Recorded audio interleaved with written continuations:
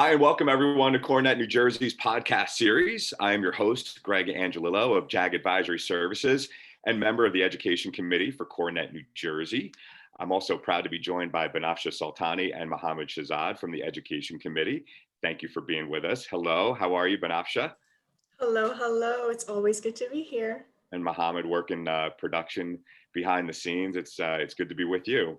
This is another episode of our ongoing Digital Dish podcast series, and we are so pleased to be joined by Kevin Dudley, Senior Vice President and Industrial Real Estate Broker with CBRE, as our guest today. Welcome, Kevin. Hey, thanks for having me. Appreciate it. We appreciate you being here. Kevin joined CBRE in 2010 and was promoted in 2020 to Senior Vice President, become the youngest professional to achieve this title in New Jersey. Kevin has become one of New Jersey's go-to industrial real estate brokers and is a consistent leader with a reputation for his hardworking persona. His extensive knowledge of the New Jersey industrial real estate market really is unparalleled. We saw that recently at an event that Kevin was on the dais for and was a great speaker that we had as part of our CoreNet New Jersey State of the Market event. And Kevin's team is one of the top industrial teams in all the country, and his team's transactions have valued more than $1.8 billion just going back to 2019 in that year. Kevin is also the captain of CBRE's basketball team, at least pre-COVID. I know you won a couple of championships there too. So it's good to have you with us. Yeah. And that's a shout out to, Ed Russo, who is a very good basketball player, is the one that set that up at their headquarters in Carlstadt. So thanks, Ed, for doing that. And Very cool. Ed's a great guy. I love the name drop and Russo Development. Great set of people. So this series has been designed to educate our member and non-member audience on relevant real estate industry topics and current workplace strategies. We'd like you to check out our website for more on our chapter supporters who help make an event series like this possible. You can visit our website at www.newjersey.corenetglobal.org/home to not only check out our supporters, but also our website for all things CoreNet New Jersey. So now that we have sort of the pleasantries and the intro out of the way, Kevin, again, thanks for being with us. Do me a favor and just tell our audience a bit more about your background and how you got started with CBRE going back to 2010, especially on the industrial side of things. Yeah, of course. Thanks. So I wanted to be an office broker. I had interned in the city a while ago in 2008, and that was the dream. I mean, the skyscrapers and when you're an intern, you get to do a lot of the fun stuff, at least at CBRE. And what happened is there was no job openings, and there was one in New Jersey. So when I got out here, they brought me into a warehouse. It was a Prologis warehouse in the Meadowlands, and literally fell in love that day just seeing how things are made. So so that was in 2010 when I accepted the job, and it's just been a fun ride ever since. I mean, back then I didn't know what a warehouse was, and now it seems to be one of the darlings of any market. And even now, I mean, it is an amazing business that really transcends what I thought it would be in 2010. Sure. Yeah, just with warehousing and logistics in general over the course of, big box warehouse and Amazon and the rapid growth of the market in general. Can you share with us just, what that end user management has been like, perhaps pre-COVID, dating back even a few years to post-COVID, because, all you're hearing about in the news recently is logistics issues and, potentially not enough space and port issues and that sort of thing. So how does that all really come together for what you're seeing in the market currently when compared to the past when you kind of first got started? Right. So, I mean, when I first got started, the rate for New Jersey was around 8 or 9%. And so, and that's a pretty tight percentage, even for, a market like that. And what's happened over the years is it just has compressed to the point where now you're really at like almost 0%. I think it's 1.8%, and that includes some non-functional space. And so now that also includes the fact that the market has increased since 2010 by about 20%. And so as the market has grown bigger, the vacancy has shrunk. And one of the most interesting things about that is we were doing our third quarter market report, and the third quarter this year actually had the lowest amount of leasing activity in the past like 4 years, which is really interesting when you think about how hot the market is. And the reason for that is just there is no space. And so the job as a as a broker and as an advisor from 10 years ago went from trying to educate on different markets and also show several options to your clients to find the best solution. And now it's almost you're going backwards and saying, okay, so what is the region and time frame and labor and kind of some of the other supply chain issues that go with it? And then now let's just find something that's as close to that as possible. And that's, I think, the biggest change is instead of going out and finding the best option, you now need to look at what are the needs, and then you can back into what the best option could be. That's very interesting, very cool. So what are you hearing from the end users regarding the industrial real estate portfolios moving forward? So it's like two things. It's diversification, and then it's also, pre-planning, right? So the pre-planning, I think, is the most obvious one, right? Because of the lack of availability in the market, you really need to get out in front of your business plan.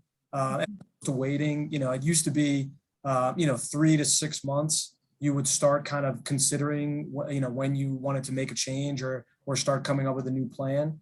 And then even as recent as like 2 years ago, it was probably up to about 9 to 12 months. And now we're seeing, 18 to 24 months, you're looking at your plan, you're trying to project your growth, not just from a space perspective, but also from a labor perspective, because the labor market has been just so tapped out in a lot of these spaces. And then the second piece of diversification in the sense of it used to be you needed something in northern New Jersey, you needed something in Dallas, you needed something in California. And now as you try to build out your portfolio throughout the country to service everywhere, Charleston, Savannah, Houston, Las Vegas is one of the top growing markets. We're working on a big deal there now. Seattle. And so you're seeing groups that were maybe looking only in some of those super core markets, started to really build out their portfolio and go from 4 locations to 12 or 15. And that's just from the groups that are trying to target the consumers. And another one, even the last mile piece of it as well is, all right, so you need your regional hub, you need your, distribution center. And what about your last mile piece? And that's why you're seeing places like Long Island, grow. I mean, over the next year, it should be over 3 million feet of new development in a market that hadn't had that in years. So it's really been great to kind of watch as it's grown. And I think also the fact that the data that you have at your fingertips is so much more robust that it just helps fuel these decisions. You can now see if you have a warehouse in Newark and you want to move it to Swedesboro, which we did recently. I mean, so you're going from exit, 14 all the way down to exit 2. All right, what is that going to cost on a per, pallet basis over the course of your term? And you can actually really plan that out and pin that down, as opposed to kind of pulling out a number from some, recent numbers. So it's been fun to watch. It's like watching the evolution of the industrial market. Right.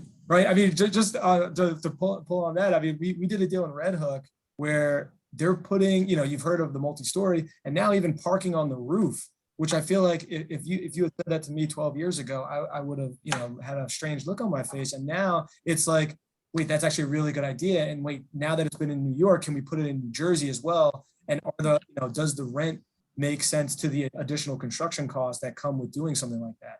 So it's fun to watch. Yeah, and Kevin, you touched on it, and specific to New Jersey, where development and growth has been really moving at sort of this warp speed pace over the course of the last, really, half a dozen years or so. What do you think as far as the future and what that looks like? Will this trend continue? Because it seems like that we're sort of living through the halcyon days, if you will, of the industrial market. But is there an end in sight in New Jersey? I just feel like that where else can you develop? And then I guess sort of the second part to that, because I'm sure that you'll probably have an answer that says, yeah, there's certainly more room for growth. What about just some of these old suburban real estate communities where these, big white elephant buildings are just completely vacant now. Is there a future for those in the industrial market potentially? Yeah, no, great question.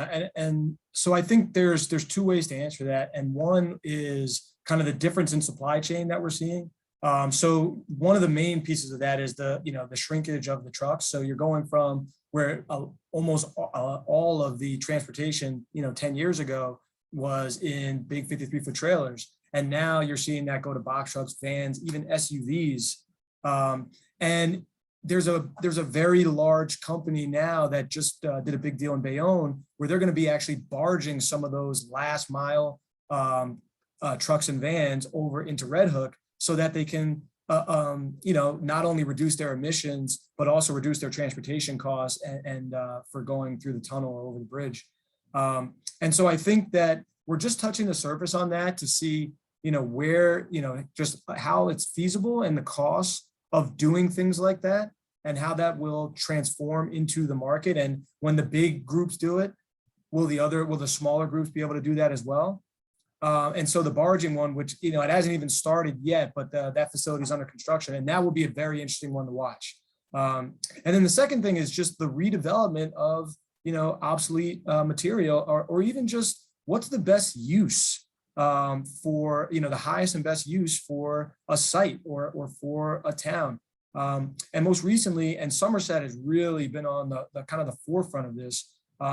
It used to be where, maybe Class C, D office buildings and also, older retail centers, those were the kind of the easy options for redevelopment. And then recently, we just did a big deal in Somerset where we took really a Class A office building that had 200,000 square feet of tenants, and we're turning that into a warehouse. And we have pre-leased activity. I mean, it's 2.5 years out, and we should be able to lease that, but probably before they even put a shovel in the ground. And the interesting piece of that is you look at a half occupied Class A office building in, a great, suburban office market is worth less than the land of an industrial building. And that's really the thing to me that is just fascinating. It's just watching the change in that price and finding that highest and best use. I mean, industrial was never on that list unless it was kind of in the middle of nowhere or in an urban area. And now it is, the closer it can get to, high population and high spending populations without kind of being in the middle of, near residential. That's the big change there, which is, again, just really interesting. Yeah, and the other thing that's interesting to me is the rents, right? That are seen throughout the market. And I know you had spoken about this before. I think even hit on this at our recent event, just about Phillipsburg, for instance, right, which was not known as an industrial market, or even the other edges of Jersey, Pennsylvania. So can you just enlighten our listeners and the audience on the transformation that you've seen from a rent roll perspective? And, maybe even kind of equate it to when you first got started, and then maybe going back to 2019 and where you see that going into 2022. Yeah, of course. So the expansion and regionalization of the market has probably been one of the bigger pieces of this. And what's changed is that the groups that we're looking in, it used to be Northern New Jersey, Central New Jersey, Southern New Jersey, Delaware, PA, Baltimore. And now it is the Northeast region. And what that has done is taken companies that would only look in the Meadowlands or in Edison, and now that company's looking out in Pennsylvania, looking out in Baltimore, and looking out, in Phillipsburg. And what we've seen is just that growth. And it's fun when I to talk about stories. One of the first deals I ever did was in 8A in 2011. And it was a 375 triple net deal with 2% annual increases. And now 10 years later, that deal's coming up, and we are probably going to be doing a deal around $13 a foot with 4% annual increases. And that is the change, right? We're talking about, over 300%, and not just on the rental, but also on the annual increases. And so, that's obviously a big spread and more understandable, but even more so, we had this big project in Phillipsburg with Bridge Development and PGIM.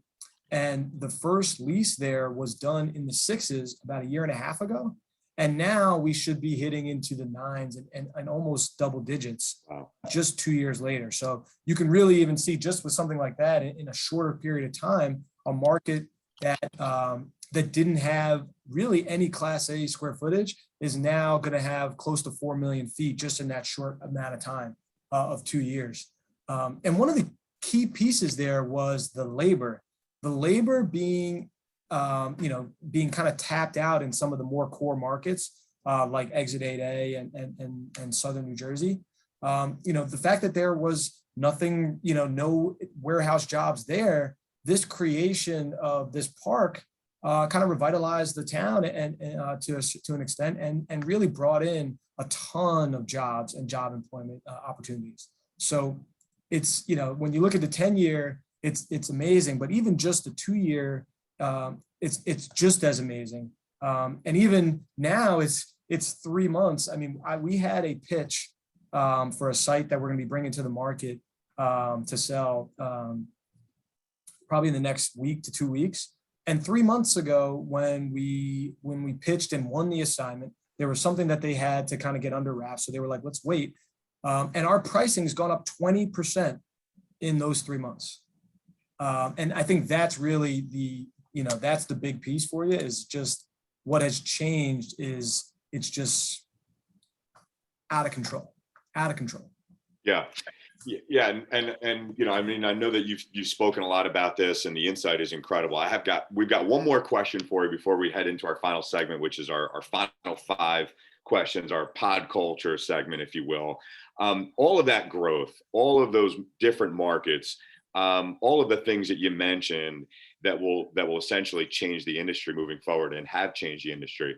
Can you put any predictions? And I know you kind of touched on this in your previous answer, but can you put any predictions on where things stand moving forward, 2022 and beyond, especially as it pertains to New Jersey?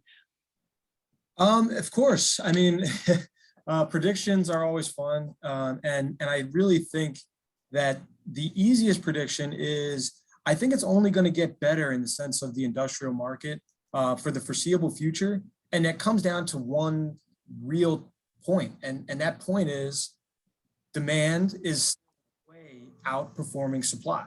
The supply is just, it is so far behind. When we pre-lease buildings, there's usually 5 or 6 other credit tenants behind that. And I think that is going to continue to see pricing rise. Vacancy continue to be at this almost 0% for the foreseeable future. And that's helped by the fact that the supply chain of steel and lumber and roofing materials, even loading dock levelers, now those may take you 6 to 9 months to get.